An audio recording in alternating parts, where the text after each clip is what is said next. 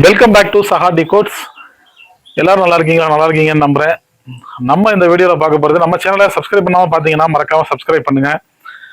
வாய் திறக்க மாட்டாரா விஜய்?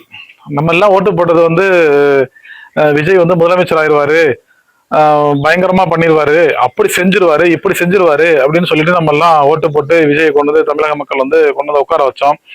2 நாளா சட்டமன்ற கூட்டம் நடந்துகிட்டு இருக்கு. யாரு எந்த கேள்வி கேட்டாலும் இவர் வாயே திறக்க மாட்டேங்கிறாரு. இவருக்கு என்ன பிரச்சனைனே தெரியல. ஏதாவது நடிகைகளை பார்த்தா நல்லா இழிச்சுக்கிட்டு நல்லா சிரிக்கிறாப்புல, அதே மாதிரி சட்டமன்றத்தில் உட்காந்தானா எதே பறி கொடுத்த மாதிரியே வந்து உட்காந்துருக்காப்புல. என்ன பிரச்சனைங்கிறது தெரியல. சட்டமன்றமே வந்து எதுக்கு சட்டமன்றம் இருக்கு அப்படின்னா, ஆரோக்கியமான விவாதங்கள் நடத்துறதுக்கு, கேள்வி பதில் நிகழ்ச்சிகள் நடத்துறதுக்கு, அப்படிங்கிறதுக்காக தான் சட்டமன்றமே ஏற்படுத்தினாங்க. அதனால சட்டமன்ற வேலை வெட்டி இல்லாமல எம்எல்ஏ எல்லாம் போய் உட்காந்துக்கிட்டு, எல்லா ஊர்ல இருந்துமே மெட்ராஸ்ல போய் உட்காந்துக்கிட்டு பேசிக்கிட்டு இருக்கானுங்க. கேட்கிற கேள்விக்கு ஒண்ணுக்கு கூட பதில் சொல்றது இல்ல. இப்ப நம்ம ராஜ்மோகன் தான் இருக்காப்புல, என்னது தகவல் ஒலிபரப்புத்துறை அமைச்சரா இருக்காப்புல. என்ன சொல்றாரு அவரு? நான் பேசிக்கிட்டு இருந்தேன் சட்டமன்றத்துல, நான் வந்து அது லைவ்ல போய்கிட்டு தான் இருக்குன்னு தான் நினைச்சுக்கிட்டு இருந்தேன். லைவ் ஆஃப் பண்ணிட்டாங்க, அது எனக்கே தெரியாது. விளங்குமா நாடு? ஒரு தகவல் தொடர்பு ஒலிபரப்புத்துறை அமைச்சருக்கு சட்டமன்றத்துல லைவ்ல போகுதா போகலையா அப்படிங்கிறது தெரியல. நீங்க எல்லாம் என்னத்தை வந்து தமிழ்நாட்டை தூக்கி நிப்பாட்ட போறீங்கன்றது இன்னும் புரியவும் மாட்டேங்குது. வெளிப்படைத்தன்மை இருக்கும், அது இருக்கு. நீங்க ஏன் சட்டமன்ற உங்களை கிழிச்சு தொங்க விட்டுவானுன்ற பயமா? திமுக காரங்க பேசுறதுக்கு பதில் கொடுக்க முடியாது. விஜய் கேள்வி கேட்டா அதை வச்சு பதில் சொல்றாப்புல, நாட்டு சீட்டு. இன்னொரு பக்கம் ராஜ்மோகன் எதிர்த்து பதில் சொல்றாப்புல.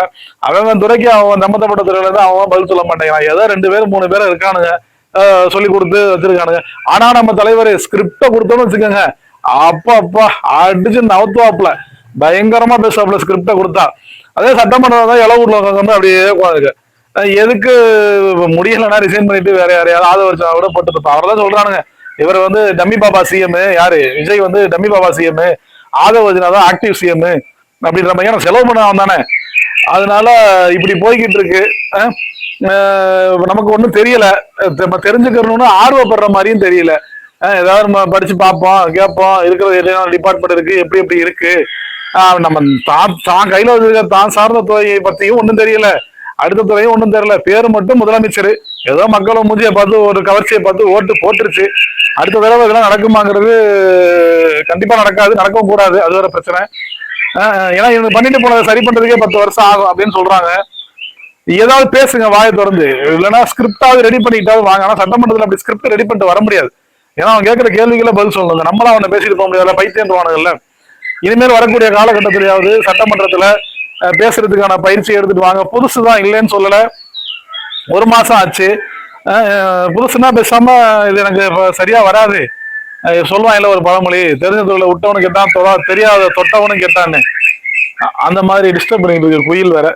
அந்த மாதிரி தெரியலைன்னா ஆட்சி பண்ண விட்டுட்டு அப்படியாவது போயிருக்கணும். அப்படியும் நமக்கு போக முடியல. ஏதோ சம்பாதிக்கலாம் ஒரு ஆசைப்பட்டு வந்துட்டீங்கிற மாதிரி தெரியுது. ஒரு சில நல்லது நடந்திருக்கு தமிழ்நாட்டுக்கு, அது என்னன்றது அடுத்த வீடியோல சொல்றேன். இருந்தாலும் நீங்க இப்படியே போய்கிட்டு இருந்துச்சுன்னு வச்சுக்கோங்களேன், நம்ம மூஞ்சி தூங்கி வச்ச மாதிரியே உட்காந்து வச்சுக்கோங்களேன், ஈஸியா உள்ள வந்துடுவானுங்க. நமக்கு மேல நம்மளுக்கு கத்திய ரெடியா வச்சுக்கிட்டு உட்காந்துருக்கானுங்க மேல, எப்படா தமிழ்நாட்டை குத்தி கிழிக்கலான்ற மாதிரி. அவனுங்களுக்கு எல்லாம் பருப்பு சோறு கொடுத்த மாதிரி நல்லா ஆயிரும். அதனால கத்துக்கிறங்க. புதுசா வர்றது தப்பு இல்ல, கத்துக்காம இருக்கிறதான் தப்பு. கத்துக்கிட்டு மக்களுக்கான நல்ல நலத்திட்டங்களை 4 சொல்லுங்க, 4 திட்டங்களை அறிவிங்க, செயல்படுத்துங்க.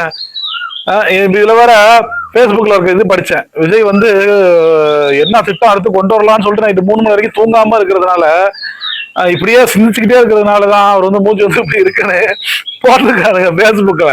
எப்படிதான் சிரிப்பு வராம எழுதுறானுங்கன்னு தெரியல. ஆண்டா திட்டத்தில் 3 மணி வரைக்கும் உட்காந்துருக்கானு ஒரு நியாயம் வேணாமா? ஒரு பொய்யினால இப்படியே அடிச்சு விடுறானுங்க. இவனுக்கு அடிச்சு விடுறத பார்த்தா தான் நமக்கு இன்னும் பயமா இருக்கு. இன்னும் என்னென்ன தேவை அடிச்சு விட்டு இன்னும் எத்தனை வருஷம் ஆட்சி பண்ண போறானுங்கன்னு தெரியல. முட்டாள் பயல்களை நம்பிக்கிட்டு ஒரு குரூப் ஓட்டு போடுறதுக்கும் ரெடியா இருக்கு, ஓட்டு போடுறதும் ஒரு முட்டாள் குரூப் ரெடியா இருக்கு. சரி, என்னமோ நடக்கட்டும், நடக்கிறது நல்லதா நடக்கட்டும். ஏன்னா பார்த்து ஏதாவது செஞ்சு விடுங்க நல்லா தமிழ்நாட்டு மக்களுக்கு. 5 வருஷம் எப்படியும் காய் நவந்துரும்னு நினைக்கிறேன். பார்த்து ஏதாவது செஞ்சு விடுங்க. உண்மையிலேயே நம்ம அரசனுங்க யாருன்னா கம்யூனிஸ்ட் கட்சி தான். ஏன்னா அவனுக்கு தான் வந்து உண்மையிலேயே கொண்ட கொள்கைகளையும் பிடிப்பிலையும் ரொம்ப பிரமாதமா இருக்காங்க. நம்ம கூட ரொம்ப நினைச்சோம். உண்மையிலேயே அவங்களுடைய இதை வாங்கி தான் எல்லாரும் குடிக்கணும் அப்படின்ற மாதிரி தான் இப்ப தமிழக அரசியல் போய்கிட்டு இருக்கு. இது வந்து ரொம்ப யாருக்கு சொல்றேன்னா முஸ்லீம் லீக்குக்கு பார்த்து சூதானமா நடந்துக்கிறங்க. அடுத்தடுத்து ஓட்டு கேட்டு ஏரியா பக்கமெல்லாம் வரணும். மக்கள் வந்து விடமாட்டாங்க உள்றக்க. இப்படியே இருந்துகிட்டு இருந்தீங்கன்னா உங்களுக்கு ரொம்ப வெறுப்பா இருந்துச்சு அப்படின்னா அந்த 2 தொகுதியிலையும் ரிசைன் பண்ணிட்டு யார் யாருக்கெல்லாம் பிடிக்கலையோ போய் விஜய் கூட நின்றுக்கிட்டு ஜெயிச்சுக்கிட்டு இருந்தீங்கன்னா மக்கள் யாரும் உங்களுக்கு கேட்க போறது கிடையாது ஓட்டு போட்டவங்க. ஏன்னா இந்த மாதிரி சாமானியன் ஓட்டு போட்டவங்க எல்லாம் கேட்பான் கேள்வி, அதுக்கு நீங்க பதில் சொல்லி தான் ஆகணும். இனிவே அடுத்த வீடியோல பார்ப்போம். தேங்க்ஸ் ஃபார் வாட்சிங் சஹா டிகோட்ஸ். நம்ம சேனலை சப்ஸ்கிரைப் பண்ணாம பாத்தீங்கன்னா சப்ஸ்கிரைப் பண்ணுங்க. இன்ஸ்டால பாத்தீங்க அப்படின்னா நம்ம சேனலை ஃபாலோ பண்ணுங்க. தமிழ் வாழ்க, தமிழ்நாடு வெல்லும்.